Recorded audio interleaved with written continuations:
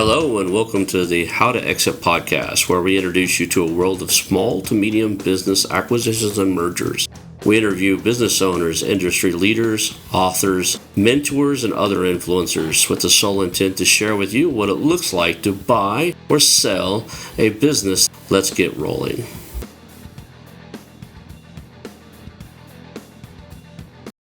And now a moment for our sponsors. I want to highly recommend you get Acquisition Aficionado magazine. Every month, Acquisition Aficionado magazine brings you tactics for business buying and selling you won't find anywhere else. Learn firsthand from industry leaders who share their success stories, featuring in-depth interviews and stories from leading figures in the business acquisition industry. This multi-platform mobile magazine speaks to acquisition entrepreneurs wherever they are in the journey. And I want you to visit acquisitionaficionado.com today. Hello and welcome to the How to Exit podcast. Today I'm here with David Barnett, and I'm looking forward to this conversation. You put so much content out there. Most people are going to know exactly who you are. You've been on the show a couple years ago. I'm looking forward to catching up with you today, see what you're up to, and just really having a conversation that benefits everybody. Thank you for being here today, David. Hey, it's great to be here, Ron. Thanks for inviting me. For the few people, if you're hiding under a rock and they don't know you, could you give everybody a kind of a brief background to kind of who you are and how you ended up in this space? Yeah, sure. So lifelong entrepreneur, always been interested in business, always had, those childhood businesses and got a couple of careers in sales under my belt through my 20s after finishing up a business school. Eventually led to the world of business brokerage. So I owned a business broker office for 3.5 years, sold a bunch of businesses for other people. But as you well might imagine, business brokers are paid on contingency when a business is sold. And so there was a crazy roller coaster cash flow in that business, and I left it at the end of 2011 and started a career as a banker. And while I was working as a banker, people kept calling me because they were given my name to ask for help on working on buy-sell transaction deals. And eventually, when the bank reorganized, I saw an opportunity to kind of help people with buying and selling small businesses with a very different kind of business model. So ever since 2015, I've been working with people as a consultant and helping them to analyze deals if they're a buyer, helping people prepare to sell their business if they're a seller. And it's all driven by a YouTube channel that I run where I talk about buying, selling, financing small and medium-sized businesses. And I've written a bunch of books. In fact, I've got a new book coming out this fall that I'm just putting the finishing touches on now. And part of what is in the book is going to be something we're talking about today, I think. Is it I think you probably got more than a dozen. You're pushing the dozen mark, aren't you? You've got quite a few books out. Well, some of them on Amazon are called special report instead of being Okay. called a book, Right. but I think this one will be number 8. Okay. So the first one came out in 2014 and it's really about the first one is called Invest Local, and it's about making loans and doing leases for small businesses.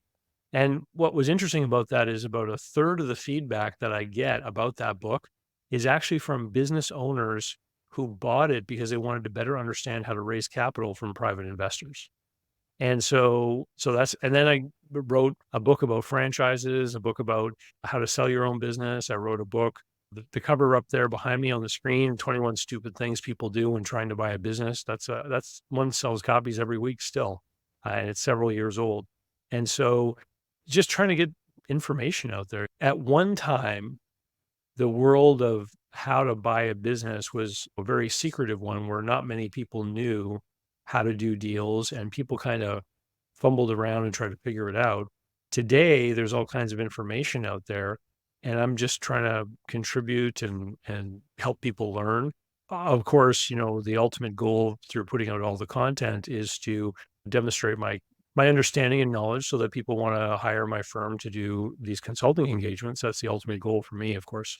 People ask me all the time, it's like, hey, should I get a buy side or a sell side broker? And I usually like, no.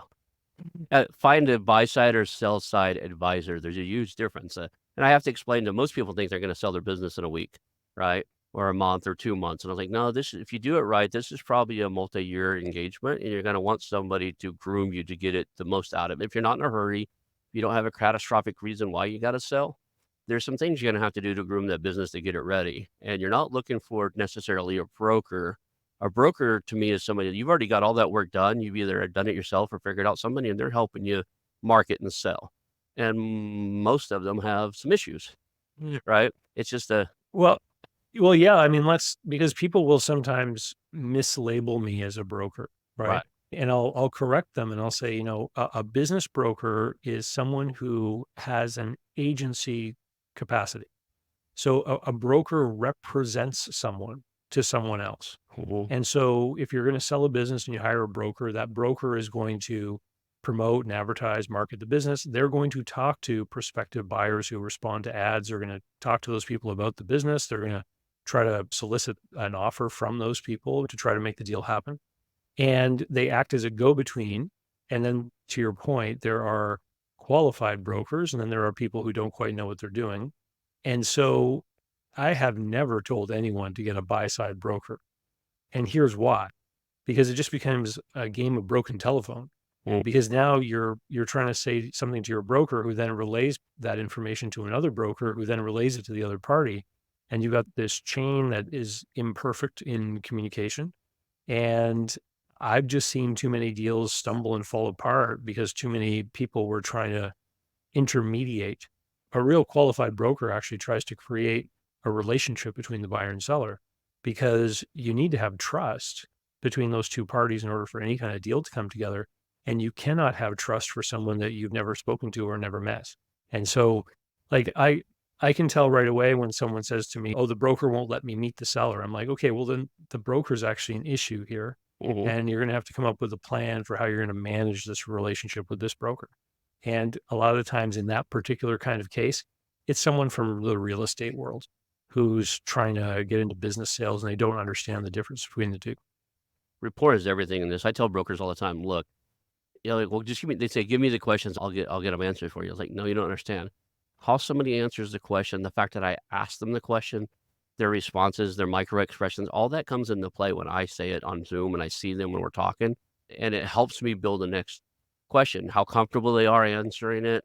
All those things influence my next question. So I don't want to hand you a question and have you get it answered, and it just doesn't work that way. I can't build a rapport that way, and it's critical for a buyer and seller to build that rapport, to be that safe pair of hands, and there's no way to do it with that intermediary. Even with one person, that broken telephone, well, anytime you say something to somebody and they say it to somebody else, but you have their interpretation of it in place, right? They're like, "Well, what I think you meant was," like, "No, that's not what I said." "Why? I thought you meant Mm. this." Like, "No, that's not what I said."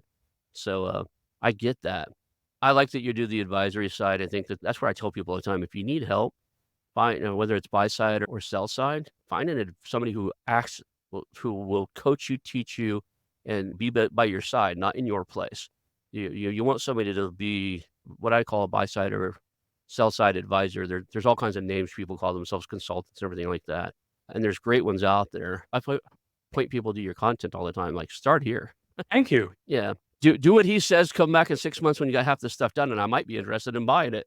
I do point them to my own content too, like, say, here's 3 episodes of mine. Here's a channel, man. You just watch this channel. He'll walk you through what you need. I tell him if you work with him, he'll probably groom you to have something that I might wanna buy. I tell sellers that on a regular basis. So, thank you for what you put out there, Sorry. and it works. So, let's talk about, like, kinda your hot point right now, and we talked about a little bit before the show. There's all these things talking about zero down, low down deals, and it causes an issue. It causes what we both refer to as, like, over leveraged businesses. So, where do you see So, that being a problem, and what can we do to avoid it? I think the first thing is I think we should take a big step back Mhm.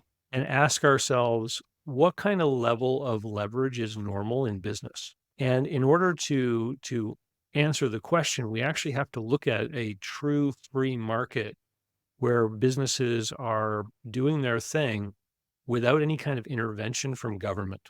Okay. And so, really, if you're going to look at the United States, the big intervention from government in the small business space is the SBA. And so, if we look at large companies and you look at all the big stock market companies are divided up into different kind of sectors or groups. And if you exclude the financials, so take the banks out of it, for your industrial companies, your transportation companies, your communication companies, all these other companies, what you will find is that their balance sheets are typically between 50 and 60% debt, and the balance is equity. Okay. And so why is that? Well, it's because when these companies go to borrow money, because they're borrowing this, what the market believes is a reasonable amount of debt, they're able to get great interest rates. So if one of those companies decided, hey, we're going to leverage up our balance sheet to 90%, what's going to end up happening is increasingly as the later lenders come and keep lending the money at the end of the line, that leads you up to that 90%, the cost of that debt is going to get higher and higher and higher. So think about a mid-market deal and you're borrowing against the assets or collateral in the business and you get a bank loan at 10% interest. And then you say, we need more debt. So then you bring in some kind of mezzanine finance, right? And it's going to be maybe 18 or 19%. And that's exactly what I'm talking about. The more you leverage up a business, the more expensive it gets. Now, in the world of small business, if you go and get an SBA loan, it doesn't matter if you borrow 50% of your acquisition cost or 90% of the acquisition cost, the interest rate's the same. That's not natural. Right. That's a de facto subsidy from the government to the world of small business, because in a natural market, lenders wouldn't lend that amount. And so you're talking about putting yourself into what would be considered a very risky kind of position anywhere else. And why would lenders in those big public companies consider a 90% leveraged company to be risky? Well, because they would realize just how much of the cash flow of the company was being earmarked for debt service. And they would realize that, hey, if there's any kind of hiccup in what's happening in this business, there's a real risk that the company isn't going to be able to make their payment. And that's why the interest rate would be so much higher in a highly leveraged situation naturally without the government intervention. So here we are in 2024, and people have been going out and doing acquisitions with 80, 90% financing for years and years on these floating rate debts. And now all of a sudden, interest rates shot up and pretty much doubled over the course of the last couple of years. And there's a lot of people out there who bought businesses with these really high loans, and now their payments, in some cases, maybe have doubled because they need to cover the interest and they need to make some kind of payment towards principal. So all of a sudden, what maybe looked like a really great, solid cash flowing opportunity when they made the deal is now sort of a desperate between a rock and a hard place kind of situation. And a lot of the times when people get into this, they look at the cash flow of the business through this frame of vernacular that we use in the world of small business. So they look at the seller's discretionary income or earnings, or they look at EBITDA, for example. And those levels of cash flow specifically exclude depreciation and amortization. They exclude interest, they exclude taxes, and and in the case of seller's discretionary earnings, it doesn't include the owner's time, right? The owner has to work full time to earn that money. So people will say, well, the SDE is 400 grand and my debt service, is going to be 250. Look, I still have 150 of money for myself. But once they take home a salary, cover CapEx, so they replace machinery and equipment, which is what depreciation represents, pay taxes, et cetera, like there's no money left. Like I listen to podcasts all the time where people are talking about their deals where they had $1 million EBITDA acquisition that they bought for 3 times EBITDA. And they say how hard it is for them to take out like $150,000 salary. And that's exactly what I'm talking about, because they're so levered that most of that cash flow is going out to debt service. And then if there's any kind of growth they have to finance through acquiring new equipment or anything like that, it just eats up all the cash flow. So when you find yourself in a position like that, then the worry is what happens if we have some kind of bump in the cash flow? And in the world of small business, you can easily have a 10 or 15% decline in revenue in a year. Like if you look historically at the earnings of any business, it'll bump up and down with these different oscillations over the course of time. And we've been running, if you extract the weirdness of COVID, we've been running now for 10 years without a recession. And I know a lot of people say we're in one now. And so this is the time when businesses are going to have these downturns. And so the whole being over leveraged is really scary for people that have already done deals. And for people that are out there looking for a deal, be aware of what you're getting yourself into. If you intend to leverage yourself up to this degree, like I know why people are always talking about zero down and low down deals. It's because they're trying to make this whole scenario attractive to people that don't have any money. They're trying to say you can do it too, even if you're broke. And I'm pretty loud in saying that buying a business is not something you do out of an act of desperation. It's not a solution to your financial problems. It's a leveling up move. Like when you can't go any further in your job and you know you've got more to offer the world and you've got a solid base and your household finances are in good order and you run your household profitably. Do you know what they call profit in your household? Income, right? Saving. Because Yeah. if you run your household and your expenses are less than your income, you end up with savings, right? And so if you can run your household in such a way that you can accumulate money, you're demonstrating that you're a prudent custodian of that money. And this is why personal credit scores and down payments are so important in the world of business banking, because when a business banker looks at a deal and they see a buyer who is prudent financially, can accumulate some degree of money to put into the deal, then they have confidence that that person is going to be a better manager and steward of the business. When someone's doing, all these crazy acrobatic to try and bandage and duct tape together a deal with none of their own money, it doesn't inspire a lot of confidence. And it also leads to what I call the day two problem, which we've been getting at here over the past 10 minutes.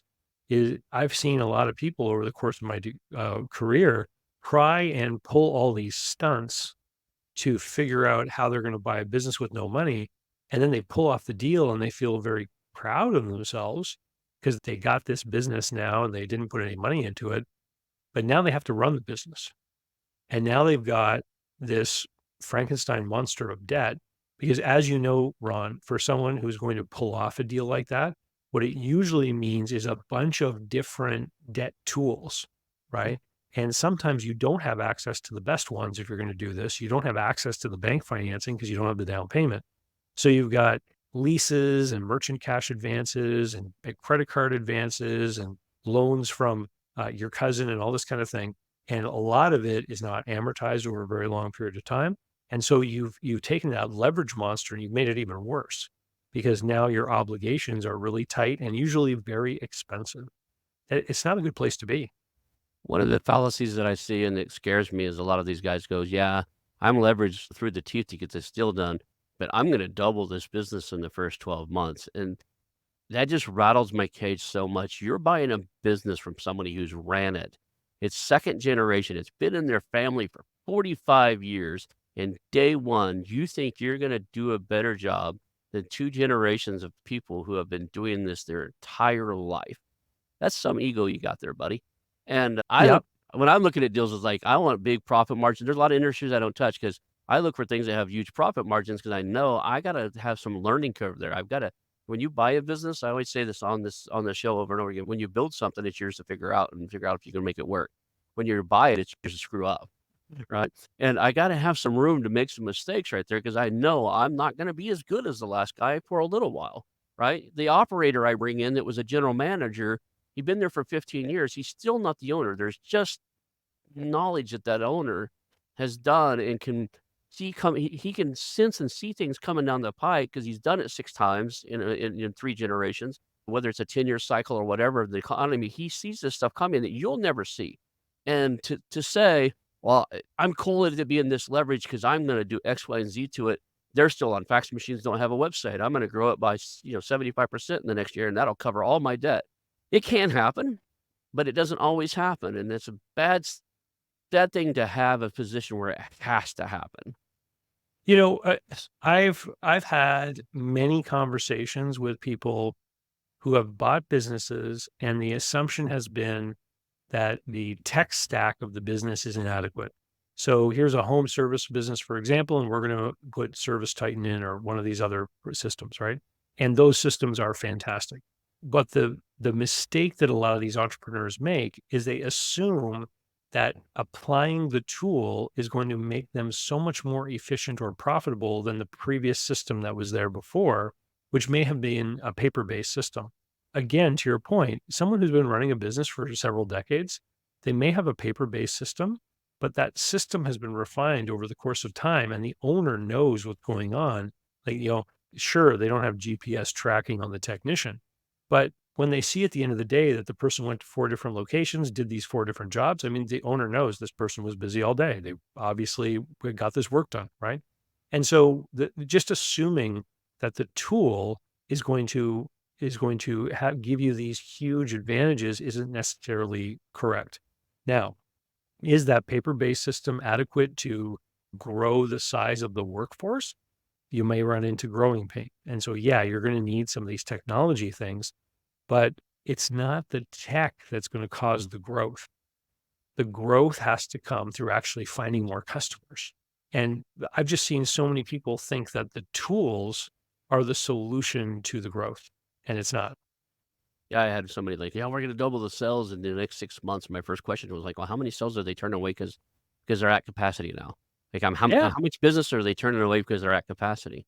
Well, I don't think they are. Then you're not gonna grow it. Unless they're already turning business away because they're at capacity, and you have an idea to increase capacity, maybe buying a second one that's way under capacity that just started out or something, and you've got a solution to that. They're turning business is coming in faster than they can handle. You're not it takes something to growing this. I mean, hell, I've got a marketing MBA, and I've been trained by some of the best marketing people in the world, and I won't tell anybody I can come in and double your business in the first 6 months. It'd be a lie, right? It's gonna take me 6 months to learn your business thoroughly enough to know exactly who your customers. I can figure it out in 2 days, kinda who they are. But to know really who they are and really what they need and to see that, that takes some time. There's some cool tools coming out, and it's actually helping with that. The AI, and there's some other stuff that can really crawl through data faster than a human being can.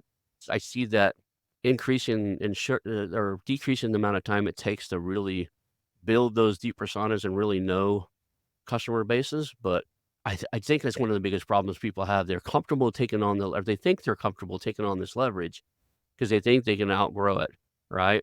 They think they can outrun the horse in the horse race. Well, and the other thing too, and I don't mean to disparage the younger generation. I'm going to be 49 this year.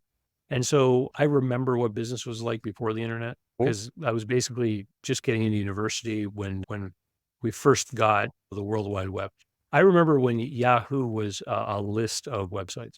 But there was a guy on Twitter the other day or X, mhm. and he was saying like we're targeting homeowners with this kind of home and we're trying to figure out our Facebook ads to get these people. And my response to the tweet was, why don't you just go to those houses and leave something on the doorknob? Like, why are you trying to do everything from your desk behind a screen when you could literally get a print shop to make you some kind of door hanger ad piece for cents a piece and get out there and just drive around looking for the neighborhoods that have these homes and just like hang something on the doorknob. And one of my first businesses after university was a junk removal business. Mhm. And so when we would visit someone's home and we would take, load up the truck with all the stuff they wanted to get rid of, one of the things that the guys would do before they left the neighborhood is they would just take 10 minutes and they would visit the 8 or 9 houses around that person and just leave these door knockers. And Yep. usually within 2 weeks, we get a call from one of those people. Like, it worked so well, and it cost the time of wages for 10 minutes, right, is all it cost, really. And I see so much opportunity in some of those old school guerrilla marketing tactics in everyday business that people are just ignoring because they want it to all be automatic. I wanna step back and talk about your just the creative guerrilla marketing, door knocking and stuff. Even the big guys still do it. So when I was in the real estate space, we had one property that was just really awkward. It was way bigger than anything in the neighborhood. It's 7 bedrooms, had 2 different living rooms, had a swimming pool in the backyard, like 3,700 square feet, 2-story. So it was hard to rent out in an area because it was 3, 4 times the size of everything else. One of the things we found, though, is we found that we were renting it out to sales teams that do canvassing. And the big dogs, I'm talking about billion-dollar corporations, DirecTV, Comcast, they still have canvassing crews that'll go out there, and we kinda got a reputation for being willing to let the sales guys kinda They're a little rowdy. They party a little bit in the place. There's a swimming pool in the backyard. We have to get on them occasionally to clean up their mess. There was a empty lot on one side of us and a Mazzio's Pizza in front of us, which is perfect for sales guys. There's only one house close enough where people would hear them, and I just made friends with the little old lady, and I said, "Take your hearing aids out at night. These kids are gonna be loud." And she's like, "And call me if they get too out of hand, and I'll go calm them down." And she was cool with it. So we rented it out to crew after crew of these people, and these billion-dollar companies still pay people to hang out flyers, knock on doors. And I would talk Yeah. to these guys, and they were making good money. These are 19, 20 somethings that are go out and making a few grand a week selling DirecTV or selling Comcast internet and home services and stuff. But, let's go back to, like, I still wanna cover, like, really go into depth. How do you buy a company, and what's the proper leverage? Like, we talked about over leveraging a little bit, but what is the proper Yeah. ratio? What are the what there's a thing in the big guys, it's called a debt to income ratio, or there's a debt servicing ratio that they use in the banking industry. What would be proper? I mean, how do these guys know if you're a acquisition entrepreneur, how do you know you're in the safe zone? Well, you have to look at what you know and what you can get away with if things go bad. So, I mean, some people will talk about the amount of leverage they're willing to take on based on other cash flows that they have from other businesses they own. Or people will talk about sort of a plan B idea, like what sort of assets are in this business if things didn't work out well and we had to sell things off, and they'll base their amount of leverage off that.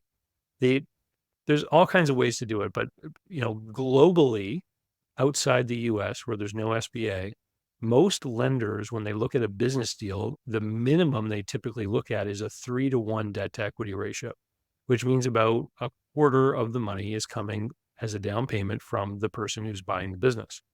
And I'll tell you, you mentioned real estate investments. I also did some real estate investing at one time. And back in the early 2000s, I was buying multifamily homes. And it was possible at the time where I lived to get multifamily homes with 5 and 10% down. But the problem is when you buy these like 3-unit buildings with 5 or 10% down, is that if one of them goes empty, one of the units, you're out of pocket for your mortgage payment, right? So I can tell you all kinds of horror stories of people I know who bought a bunch of these things because they took their equity and tried to stretch it as far as they could, putting the minimum down payment on a bunch of different rental properties that they could get. And then one of their units would go empty, and they said, "Holy cow, if I don't find a tenant right away, I'll have to come up with some of the money for the mortgage payment, and then I don't think I can." Right? And so then what ends up happening is they end up renting to an undesirable person Yeah. because that person happens to appear with the money. And then all of a sudden you got other tenants calling you saying, "Hey, there's a party here at night," or "I think there's drug activity going on," or what have you. When I bought my buildings, what I did is I borrowed against the home equity I had in my house, and I put 25% down on the different properties I was buying. And it allowed me not to have to buy mortgage insurance, number one. So my balance sheet looked better because the debts weren't inflated by the amount of the mortgage insurance.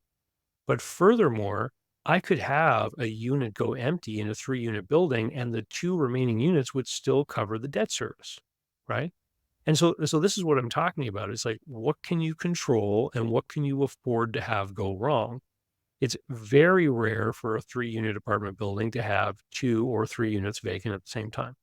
But if someone's going to leave, you're probably going to have an empty unit for a month, and you need the time to repaint and clean the carpets and all that other kind of stuff too. So when you look at a business, you're like, well, what could go wrong? Like, if I have a 10% drop in sales, am I still going to be able to make these debt payments? What if I have a 25% drop in sales because the economy goes down and something changes with the competitive aspects of this business? A new competitor comes in or something or other. Would I be able to lay off some employees? Are there any kinds of cuts I can make somehow to save money? And you kind of play the what if and think, if my one of the favorite questions I like to ask is, a year from now, if I have failed, what would likely have been the cause? Because it can let you kind of think about what different hazards might creep up or might exist. And basically, Ron, the more money you can put down, the more solid this thing is. It's like ballast in a ship, right? The ballast helps to hold it more up straight and makes it a smoother ride in the rough seas.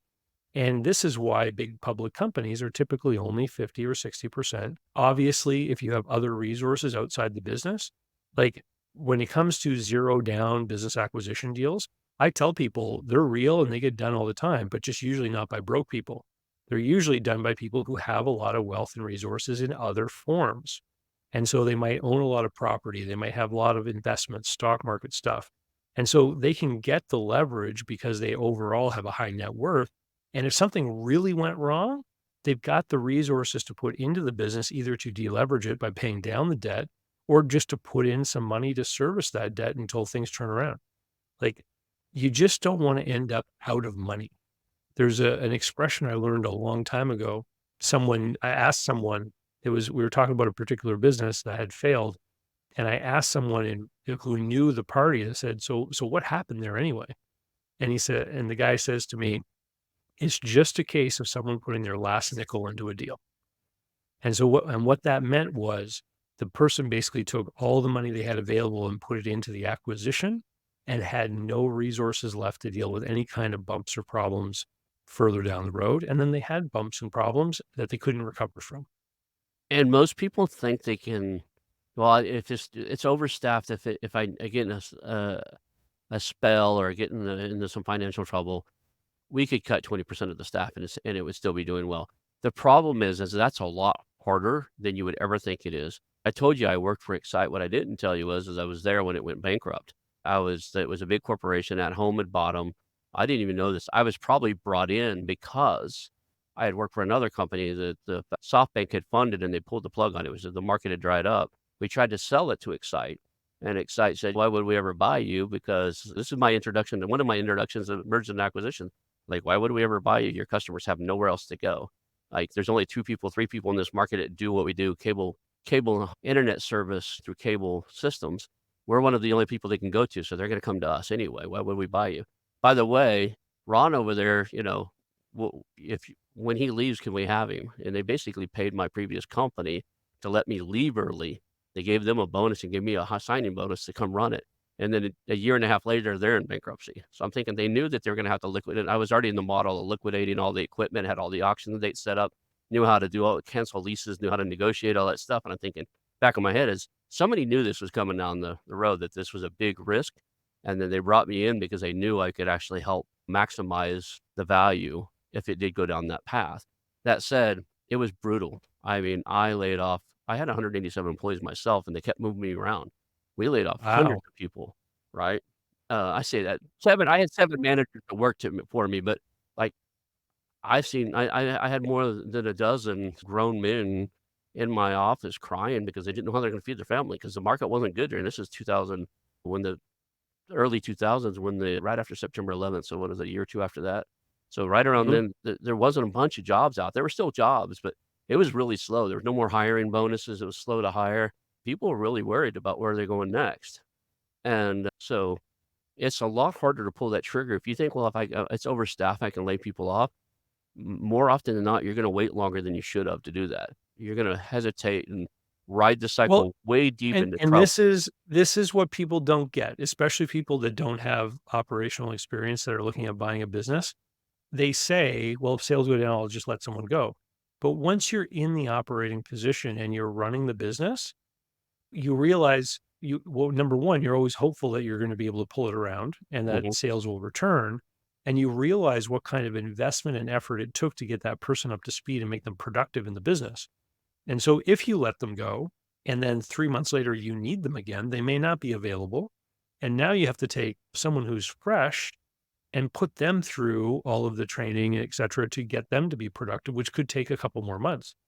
And so business owners are, you said like people hang on too long into the downturn. That's why Mm. is they see the investment that the business has made in the human resources. Basically, like, we've helped this person grow, learn, develop. Now they're expert. They're really good at what they're doing. They're very valuable to the business. We like, it's terrible when someone quits. Here we are faced with the decision of actually pushing them out. Like, Mm. it's like having a great piece of equipment that's really reliable and just saying, well, let's send it for scrap. Like, it's not something you want to do as a business. You want to be building all the time. And this can, unfortunately, let people hang on too long to the costs, and it just makes things worse. You have that emotional investment too. I mean, if you're a business under 25 to 50 employees, I've had a few, and I would go to their weddings. Like, I would get invited to Yeah. their weddings. I'd get invited to their children's weddings. That said, like, you become close with these people, and to cut them loose is a very emotional decision. Not like it's a very emotional weight. It's a heavy weight to actually pull the trigger. Like, hey, I know I have to do it. Yeah, they're the lowest performer, but man, my wife just went to their wife's, you call it baby shower. They have a baby on the way. How can I cut this person loose? And it's because it's a business. You have to. So I think a lot of people put a lot of weight into things they think they can do. That's a lot harder to do when it comes time to do it. I see Yeah. business owners all the time when we're sitting down, we're talking, we're going through, getting ready to go through due diligence. And one of the things is like, who are your top performers and who do you keep it around because they're just, you're loyal to their dad because he used to work there and stuff. There's always somebody. And I don't say it just that way, but there's a way to ask the question. And like, who are your top performers and who should or shouldn't be still doing what they're doing? You'll always find that business owners know that they have people what I call the wrong butts in the wrong seats, right? They know Joe's not the best at doing what he's doing, but his dad worked there and he told his dad he'd take care of him when he was there. And he's not that great at his job, but he just don't know what else he can make the kid do. That happens constantly. So here I am looking at these businesses and I'm thinking, how do I think I'm gonna be any different than this owner who's built loyalty and built connection with these people after I get to know them, right? I'm human. So, I think a lot of these acquisition entrepreneurs think they're more robotic than they truly are. They're gonna get in, they're gonna make relationships, and a lot of decisions they think they can pull off, if they're over leveraged and they can correct, are gonna be a lot tougher than they think initially on that closing document when they sign that closing. All business is done with the help of people. Mhm. It's all interhuman relationships. I had to when I got out of business brokerage, I closed my business brokerage office. I had to let go my receptionist at the time, who I really considered to be a friend when I was really worried that she would be upset with me. But I explained what was going on and offered her severance and did all those things. And I felt amazing when the following year she asked me if I would be the MC at her wedding. Mhm. And it was great, and she's still my friend today, and she actually spent some time working with me here just a couple of years ago post-COVID because she was at a place where she lost her position because of all the shutdowns and everything. And so, yeah, you become friends with these people. Yep. And there's also life beyond business. Like, sometimes you're gonna do business with people, you're gonna develop friendships, things could go well or things could go poorly, and 10 years later, you're gonna end up crossing paths with some of these same people. And so it's really important how you treat people and the way you conduct yourself and the reputation that you earn for yourself and how you do things. Going back to, you know, in the business realm, what's the alternative, right? Other if you don't have a $200,000 laying around in your SBA loans and aren't gonna work for you, and you really wanna try this out, are there financing mechanisms? Other than I guess seller finance is probably the only thing where you work out something with the seller and you build a deep rapport and they trust you, but other than that, or they just need to Oh, stay out of the what game do or you is there a way mean to get into it? as far as buying a business when you don't have money to make a bigger down payment? Yeah, when you don't have for any reason, whether through bad financial management or just a down cycle in your life, you don't have the down payment, but you wanna try this. Are there methods that you would like, "Hey, if you're gonna do this anyway and I can't talk you out of it, go this path?" Well, equity comes from your own pocket or it comes from other owners. Mhm, So it's you and a group of others or investors is what most people would say, right? mhm. People that are going to be owners with you in some capacity. And so it's not just money that other owners, investors can potentially deliver to you. It's a lot of other things too, experience, etc.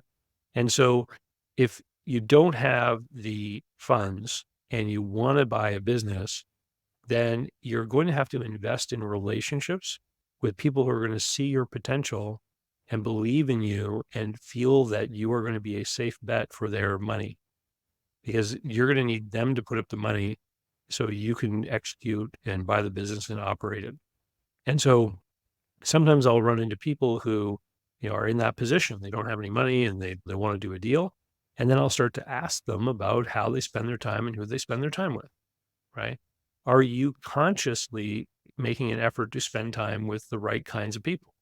Are you hanging out, having beers with your high school buddies on the weekend?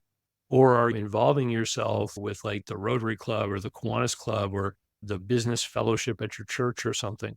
Like, are you spending your time around people who are knowledgeable about business and maybe have some money to invest? Are you investing in those relationships?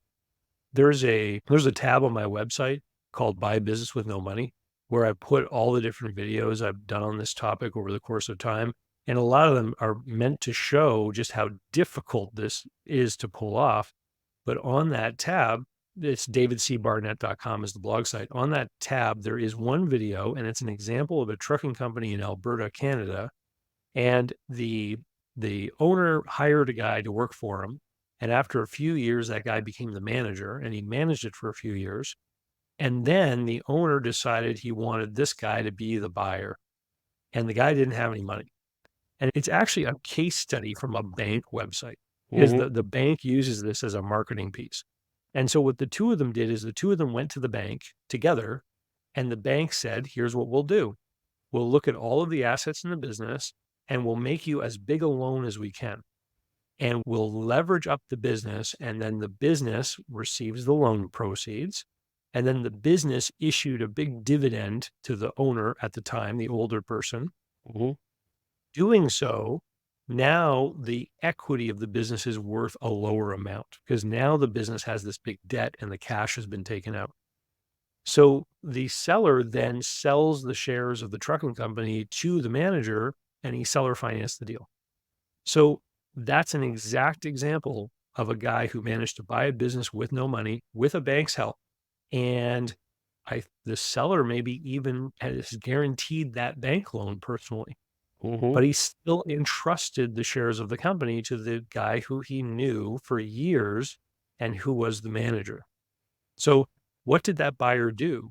That buyer demonstrated competency, demonstrated a willingness to work, demonstrated honesty and a bunch of other great virtues, and invested his time in building a relationship with that business owner and developed a trust was developed between the two people. And that is what it took to pull off that no money deal. And it's not the kind of thing you're going to pull off by cold calling strangers and suggesting that you have some kind of advanced creative financing technique. These relationships are built over time. And so either you have to develop the relationship with someone who has a business to be able to execute the kind of deal that was described in the video, or you have to develop the relationship with other people who can deliver cash to help you execute an acquisition wherever you happen to find it. And again, you're not going to find strangers who want to put up money 5 days after they met you, right? Right. People who raise $100 million in a Series C financing, blah blah blah stuff. That's Silicon Valley stuff. That's headline stuff. That's bigger mid market stuff. That's not the world of small business. In the world of small business, the number one factor people take into account when they make an investment is who is the entrepreneur. Do I know this person? Do I trust this person? Do I think this person has a realistic plan? And do I think they can execute it? They invest in the entrepreneur as much as they invest in the business deal. Absolutely. I've interviewed a few people that have raised $100+ million, and the unique thing amongst them is they all had track records. They all had of success. They all Mhm. had business partners people knew and wanted to be business partners with, so their team was good, and they had a hell of a story to tell. They're doing something unique in the space that people wanted to be part of.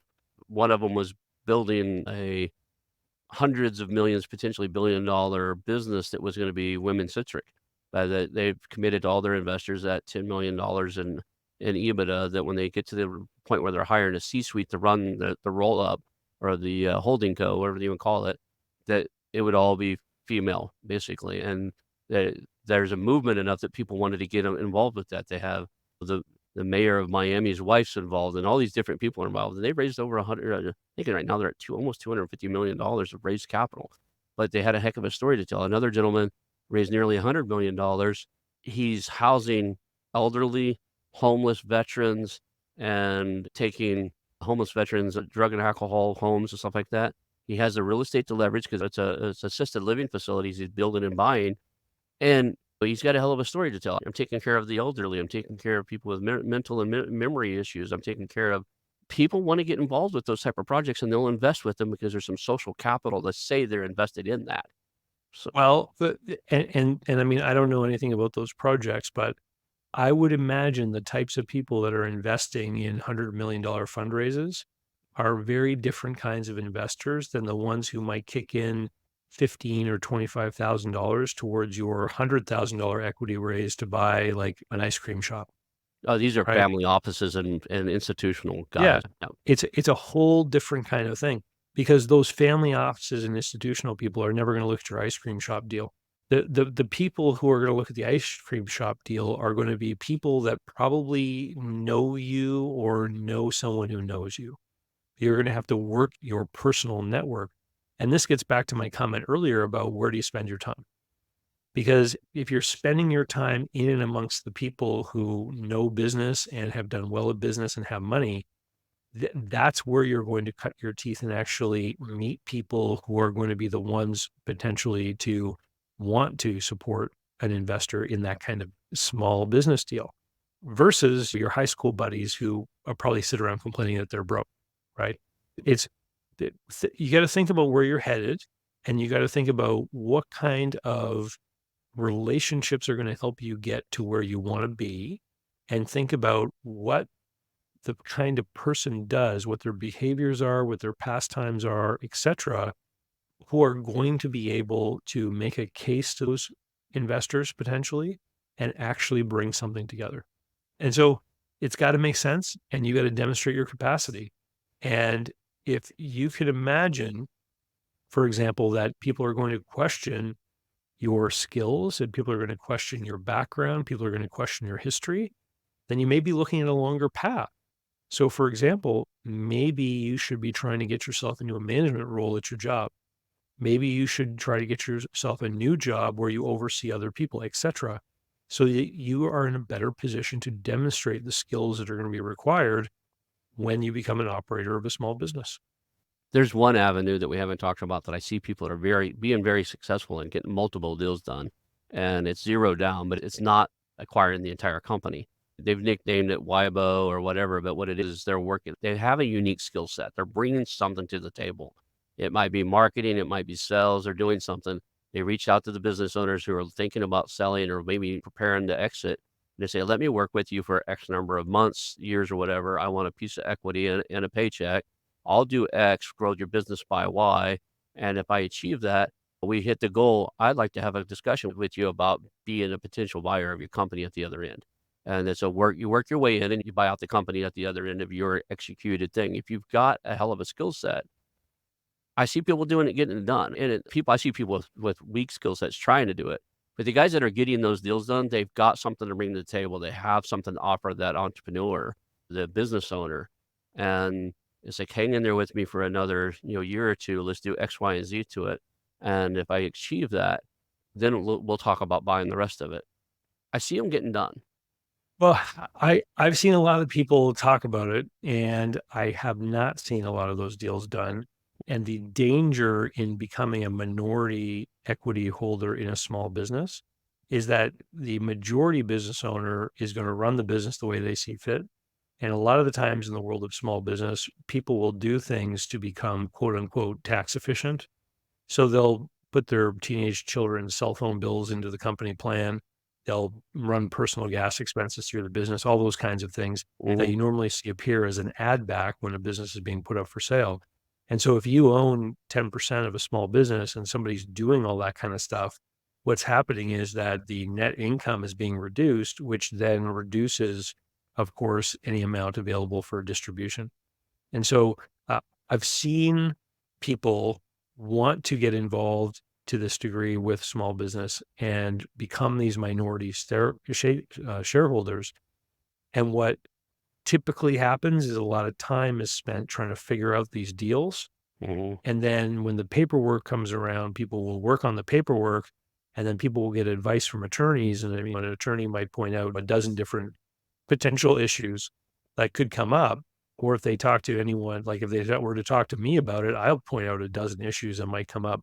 And then people realize that what it comes down to is they're going to be doing some work for less than a market rate of pay in exchange for shares, which may or may not have any value, in order to execute a deal with a seller who may or may not deliver on what they say they're going to do. And even if there's a contract in place, if the seller doesn't want to fulfill their end of the bargain, any kind of litigation or legal or recourse is usually just totally unaffordable and doesn't make sense for the size of the investment that's been made.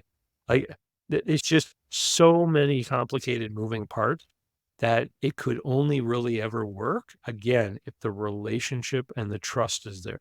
Yeah. I was gonna say the people I know getting them done are experts at creating rapport, and they're like me. They have other significant investments. They have other, like, they don't need this to survive. They're doing it because they want to stay in the game.